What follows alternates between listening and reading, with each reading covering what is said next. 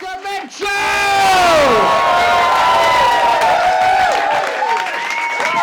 Hello! Hey. I stepped onto a train a little while ago. It was jam-packed, absolutely crammed, standing room only. But I managed to edge my way down the carriage, and I saw this very attractive young woman sitting there. Now, this shouldn't have happened because I've been married for several years, but she caught my eye. And I think I caught her eye too, because she smiled at me. And I smiled at her, and then she spoke to me. And she said, "Would you like my seat?"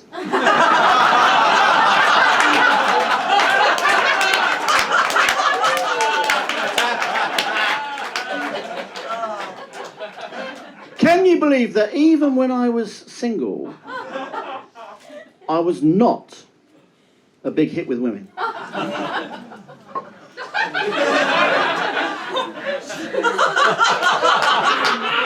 I would have preferred a quizzical eyebrow, you know. But you seem to all be on board with that. Okay. I wasn't a big hit with women, and I think I know the reason, because I believe it's because I was overly influenced by the words of an existentialist writer who said this. He said, "The whole conviction of my life now rests upon the belief that loneliness, far from being a rare and a curious phenomena, is the central and inevitable fact of human existence." And for many years, that really was, that was my chat-up line.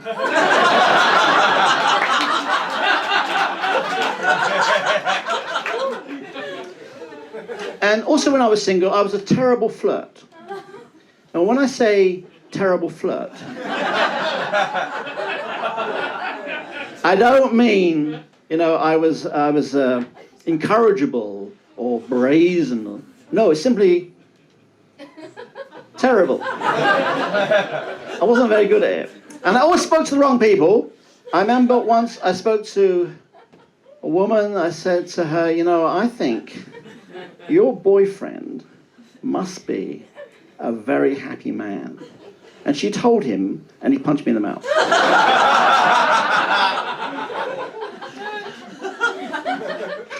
And then I spoke to another woman. I said, "You know, your boyfriend, I think your boyfriend must be a very lucky man." And she told him, and he punched me in the mouth. So I learned my lesson. And next time I spoke to a woman, and I said to her, "You know, I think your boyfriend must be a very unhappy and a very unlucky man." And she punched me in the mouth.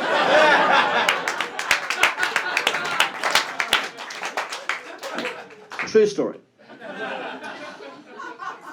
And anyway, but I'm married now. I'm happily married. Very happily married. My wife, not so much.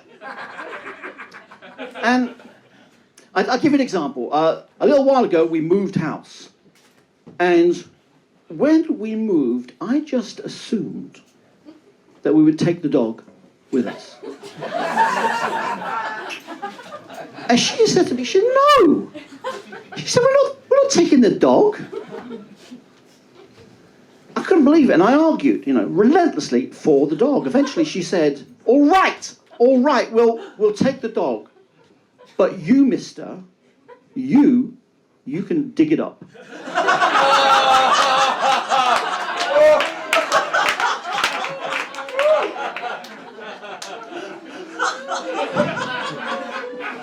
Well, you know, I love my wife and I always want to please her, but I don't always know what it is she wants.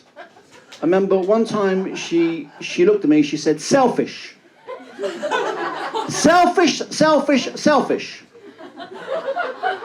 And for a little while after that, I went out and I sold fish.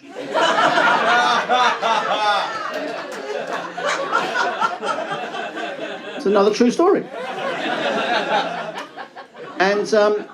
But I'm thinking about my health a lot these days, and I came across a book called 7 Steps to Healthy Living. And I Googled the author, And she's dead.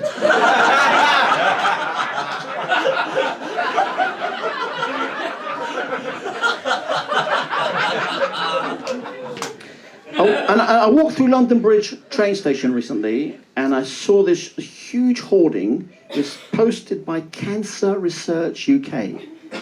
And the advertisement read, it said, 70,000 people walk through this train station every day, and by the end of their lives, 23,000 can have expected to have contracted some form of cancer. And I thought, right, that's it. I am going to stop using this train station. You can't be too careful with your health. And a little while ago, I went for a job, and I applied for this job, and during the interview, one of the panel said to me, Mr. Mitchell, can you tell us why we should give you the job over and above anybody else? I said, certainly. I said, I'll tell you why you should give me the job. It's because I'm prepared to work for half the money you're offering. In fact, that's not half the money, but a quarter of the money. And I got down on my knees. And I said, please, just give me this job.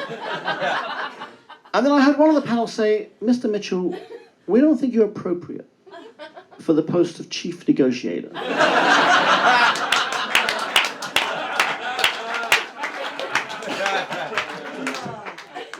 Well, I've spoken quite a bit about myself this evening. I do want to say a few words about one character I do hold in contempt, and I'm referring to the last character of our alphabet, the letter Z. I hate that letter. To me, that letter drags its feet through the English language. It contributes very little to our vocabulary. You take a word like please, right? Z could help out. The same with cheese and Japanese and Chinese and 1,000 others, it chooses not to. Right, fine. But then it shows up in words where it's not required. As in rendezvous. What on earth is it doing in rendezvous? Or in a phrase like Czech Republic. It's not necessary.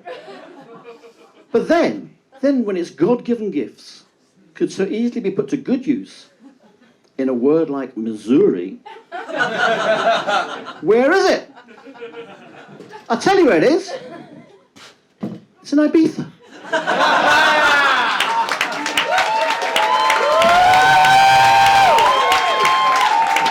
You've been delightful. I've been Arthur Mitchell. Thank you.